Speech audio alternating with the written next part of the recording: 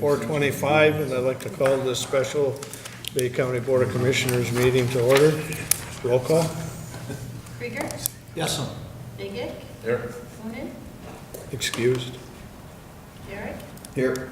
Ryder? Here. Lutz? Here. Durancheck? Here. 6 members present. Thank you.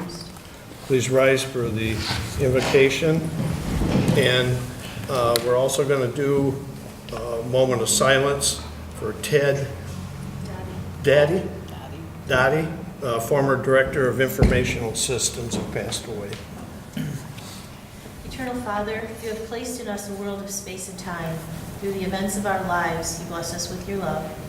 Lord, we ask that you will grant to this Board of Commissioners and all those in authority patience and understanding to work together for the good of all people.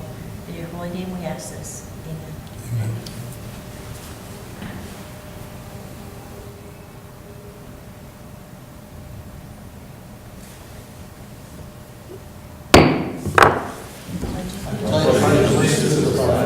Of the United States of America, and to the republic for which it stands, one nation, under God, indivisible, with liberty and justice for all.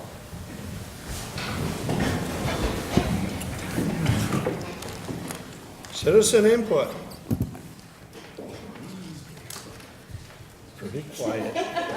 Items for consideration. Chairman Ryder. Thank you, Mr. Chairman. We have Resolution 2019-111, purchase of a vehicle.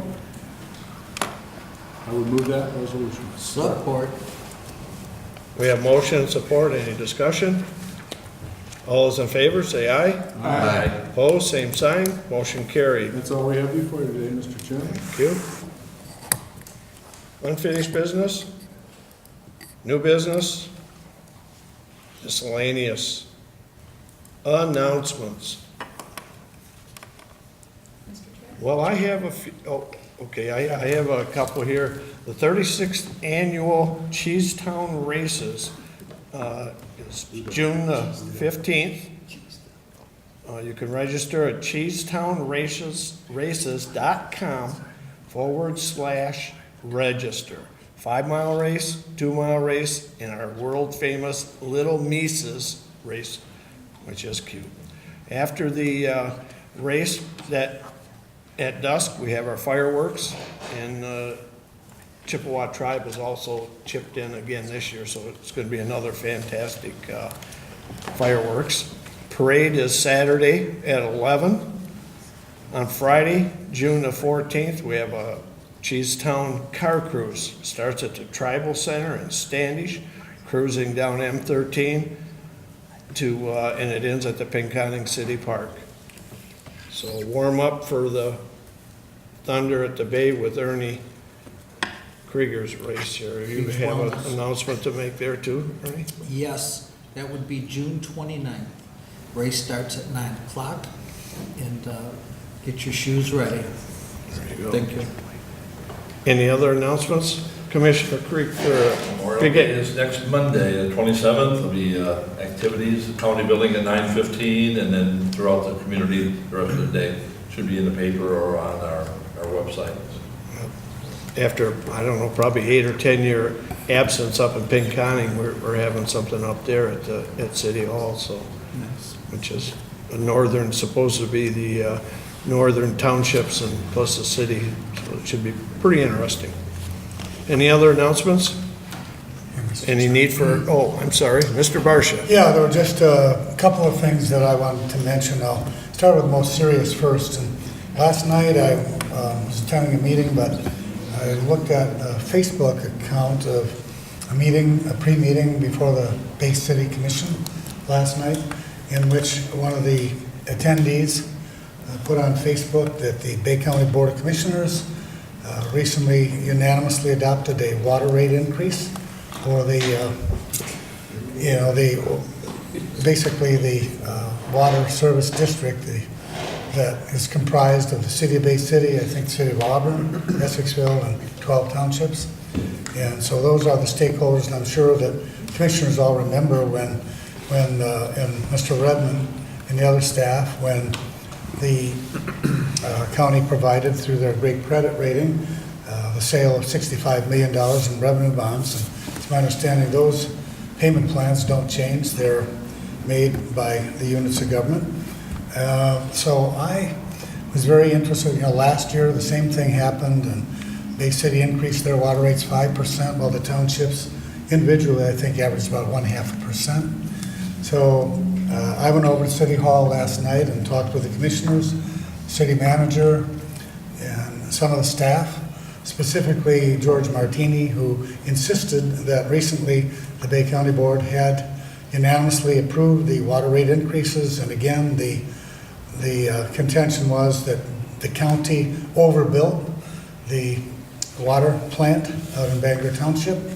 And I informed him that Bay County did not have a seat at the table, that the townships involved with the authority, the water authority, each have a vote, as well as the cities each have a vote. And to date, when the water rates have been increased, they've been unanimous votes. So I did express to Dana and some of the commissioners that, we in the county are sort of getting tired of being blamed whenever a controversial decision comes before the city commission, and they deflect and send it over to the county's realm when we haven't had a role in it. And I'm sure all of you know that, and I indicated to Mr. Martini and the other city commissioners, that since I've been the county executive, the Bay County Board has not approved any water rate increases. And even if we did, it would carry no authority because we're not part of the system. We don't have a seat at the table, as I explained.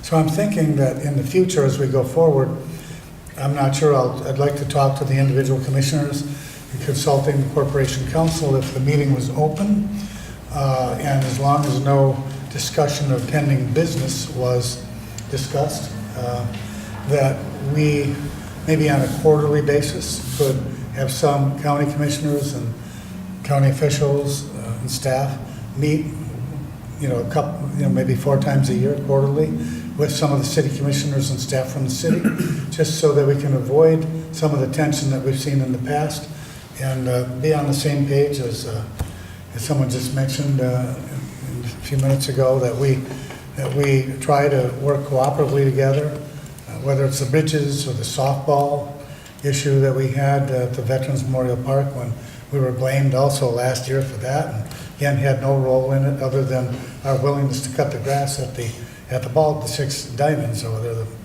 the ball diamonds there, which host a lot of softball activities, including a few statewide tournaments. So, but anyway, I think we need better communication, and what I would like to see is, a little bit more forthcoming statements to the press about how these issues are decided. And as you know, you did not decide the water rates, and continually refer to the county as raising the rates. I think one of them said the county overbuilt, as I mentioned, and now it's overcapacity, and it's going to be an ongoing basis, probably every year now, that there'll be hefty water rate increases, and hopefully not. Because as we know in the city, between the sewer and the water bills and the electric bills, sometimes approaches $400 a month. So with the commission's blessing, I'd like to talk to all of you, but maybe proceed to indicate to the city that if we could meet and discuss some of these issues prior to their public meetings, we could avoid some of the tense situations that occur in the relations between our great Bay City and our great county of Bay. So that is sort of the serious issue. And then this is, of course, a serious issue. I don't know how many of the folks in the room have heard about Benny, a very sweet, beautiful, was he a boxer mix? He's a pit and lab. Pit and black lab, beautiful dog. Was picked up by our animal control staff March 21st. As you know, we're at No Kill, so he spent a long time. Just last week, the staff checked his microchip and tracked down his new owners, who are out in, not his new owners, his owners that the husband is still in active duty. However, the wife left for California from Kentucky, Yep. Probably Fort Campbell, probably, Army base. Yes. And so somehow Benny got from Kentucky all the way to Michigan. And so the husband, who is on active duty, is just sick about losing his beautiful dog. We talked to Gabriella, the the wife of the husband, and sounds kind of stupid, but anyway. But anyway, Gabriella's a fine young lady, and Benny left Flint Bishop Airport en route to San Francisco, where he'll be reunited with Gabriella. And so they're very pleased about recovering their dog. I think it's a testament to the dedication of our great animal control staff and keeping Benny healthy. And what I'll do is maybe defer to Craig, who's been involved from the inception. I know that Mike Halstead has been on TV, and we got all kinds of coverage on social media about this dog, and there's still continuing interest. So Craig, did you want to share any thoughts with the commission? And again, it's another testament. I think he was leaving Flint, had a 2 o'clock layover in Chicago, and then on to San Francisco. So. And that's correct. And as Mr. Barsha indicated, I would also like to commend the staff at Animal Control. I'd also like to give some gratitude to our own Nick Page, who does these weekly videos, and that is how the owner actually located and found and contacted us. So those videos circulate very well, and surprisingly, how the stretch and the vast reach that it has, it reached all the way to California. So tremendous effort from Mr. Page. But yeah, as Mr. Barsha said, animal control staff did a phenomenal job coordinating. We tried a couple different routes trying to get them driven out there. Those fell through. Finally, we coordinated through United Airlines, so that's how Benny was leaving this afternoon from Flint Bishop Airport, and on his way, as Mr. Barsha said, in Chicago for a brief layover, and then the rest of the stretch to San Francisco. He'll be home with his family tonight. So, and she is surprising her husband when he returns from active duty in February. So she has not been able to communicate and wants to surprise him when he gets home. So it's a phenomenal story. Great. I have one other announcement. We finished our tours at the county park with over 300 kids, Department of Aging people, and the public up there. We got some heavy rain. The kids were troopers. We said some of the boardwalks, because of the northeast winds, were covered by 5-6 inches of rain. So, do you want to turn around? Nope. And every one of them just trucked right on through their tennis shoes and all. So teachers went right behind them, so that was pretty good. But thank you so much, Kristen, and your staff out there, because they did a fantastic job. We could only use the South Trail, but even that, it was great. And afterwards, there's a group called the Muter Fund, and it's 2 guys, one from Arizona, one from Colorado, and another one from Sterling, where Mr. Muter was from. He passed away, and I gave them a tour of the north end, and they couldn't believe it. And to kickstart Mr. Barsha and myself attended that, like we always do, the big banquet. There's 180 people there, and they gave the Rotary $1,000 to seed money to start up our next program with the birds of prey and things of that nature at the park. So tell the guys thanks. They did a good job. Mr. Barsha. Yes, Mr. Chairman, you might relate also how many people you provided personal tours to at the Penn County Park, both students as well as other guests to Penn County Park. I know you spent several days. 340, 350. I took like 12 different days.